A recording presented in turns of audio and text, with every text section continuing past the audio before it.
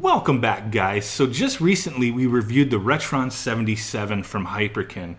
It's an HD Atari 2600 clone system that can play cartridges or ROMs from a micro SD card. And in my review I went over pretty much everything you could do, my thoughts and feelings on the device, and I really dug it. In that video I did say it reinvigorated my desire to play 2600 games, and I've really been stuck on this device and been using it quite a bit lately. I think the build quality was excellent. The included controller I've had no issues with. I think it's a really high quality controller for the device, but you could always use, original controllers as well. The included firmware and the way the user interface worked was fine, but it has been updated, and there is actually a community build that takes the firmware a little further, and that's what I want to take a look at today. We're going to hack our Retron 77 and put the newest community build firmware on the device and see what we can do with this. So in order to get it, you're gonna go ahead and navigate over to AtariAge.com to their forums.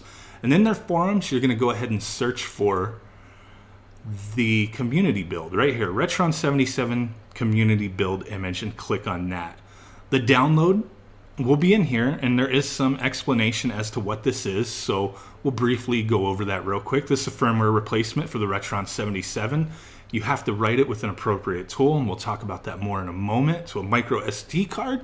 What it does, it brings a rather large quality of life update to users of the Retron 77, especially those that intend to run ROMs from the micro SD card. What it does not do: fix any existing controller dumping or compatibility issues, other than those fixed by bringing the version of Stella being used up to 3.9.3.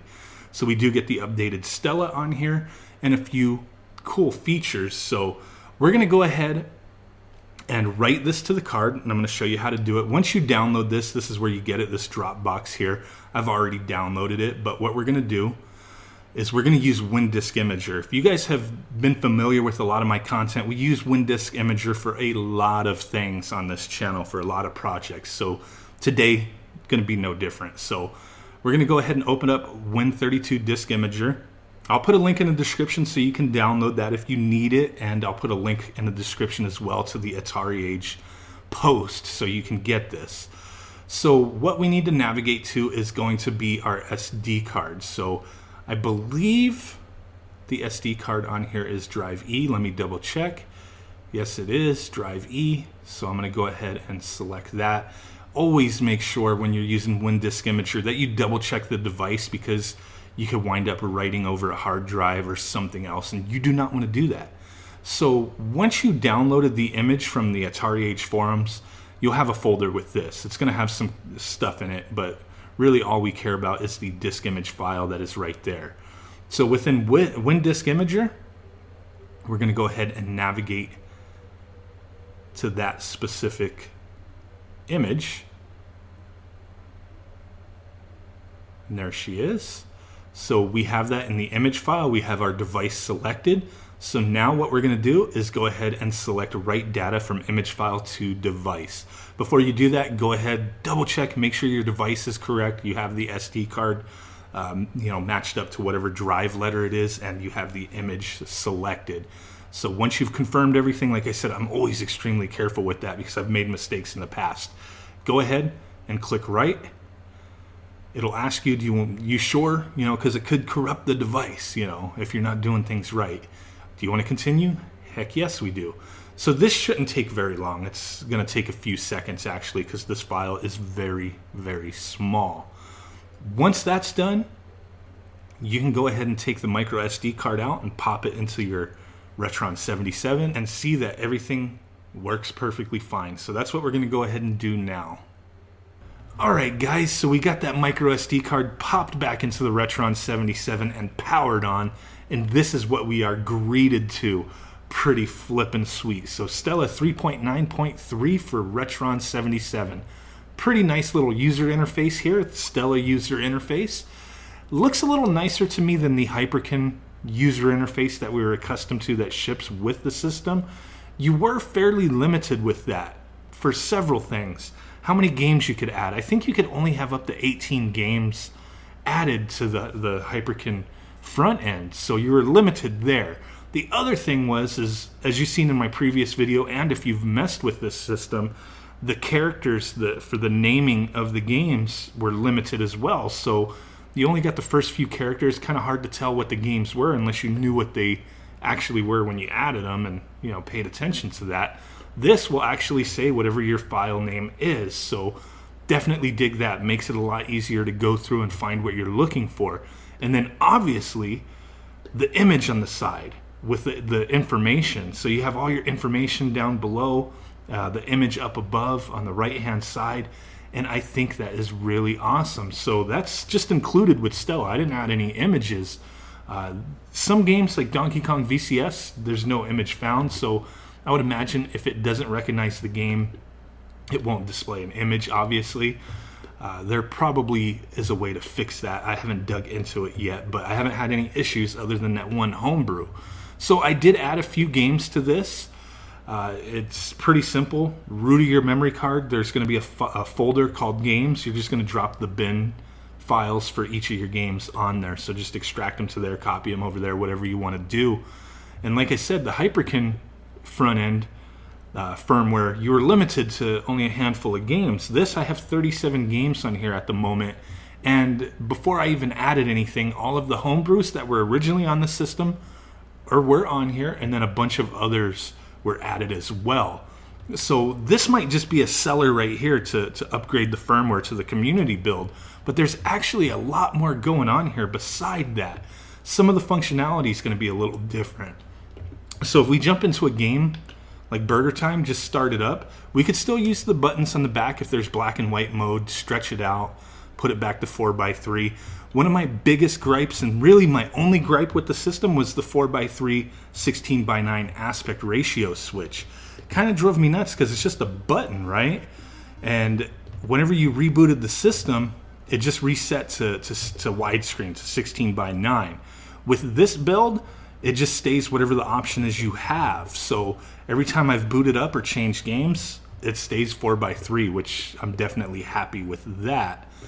So that's a good feature. Now, the other thing, you would have to power the system off and on to cycle through games to pick something else or to change your cartridge. On this, you could just simply use the fry button. So I'm just going to click the fry button on the back real quick, and it takes us straight back to the Stella front end. Pretty sweet stuff, I think.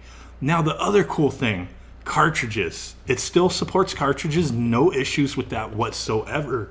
But the thing I think that is pretty sweet is simply popping in a cartridge, and I'm popping in Frogger right now. System's still on, popping in Frogger, and she boots up. So now we've got Frogger booted up, and I think that's definitely sweet that you don't have to power down or anything like that. So that's kind of cool. The one thing with that I think is pretty sweet as well is that you could just remove the cartridge without powering off. Boom! And it takes us right back to the user interface, the front end there. I'm going to pop in Space Invaders, and it boots right up. Pretty quick, too, so I think that's definitely a cool little thing there.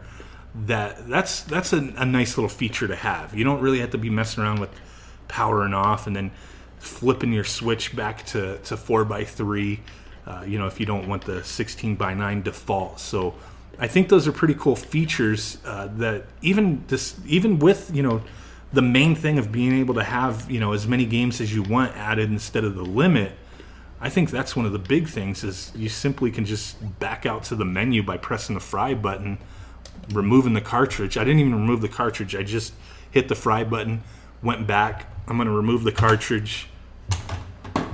So I guess it recognized that I removed it, so it wasn't sure, so it just booted right back to the front end. So pretty sweet. I think this is kind of neat to play with it this way, to have this these options. I didn't have too much of an issue with the way the front end was with the Hyperkin version, but it did leave a little to be desired, and I think this community build definitely brings it to where it should have been and needs to be.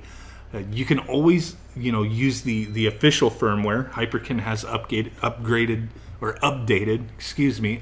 the firmware, so you can always use their updated version instead. But this does incorporate, the community build aspects and the newest stuff with the Hyperkin firmware. So I think that's really awesome. If you're still interested in the Retron 77, you can pre-order one on CastlemaniaGames.com. That is the place to go. I think they're going to be shipping a little later on this year, September, possibly. I may be wrong, but I know the first orders sold out very quick. A lot of people are looking for this thing, and especially with this firmware update, I think it's really awesome. So really do appreciate you guys stopping in. Just wanted to showcase this real quick. If you have any other questions about this system, anything you want me to check out, let me know. I'll see about doing some more content concerning it. So appreciate it, guys. Smash that like button. Subscribe if you haven't done so already. Come on now. Hit me up on Twitter. Follow me on Twitter. We're going to be doing some stuff over there pretty soon, giveaways and whatnot. And with that said, guys, I will catch y'all next time. Peace out, bye-bye, and boom!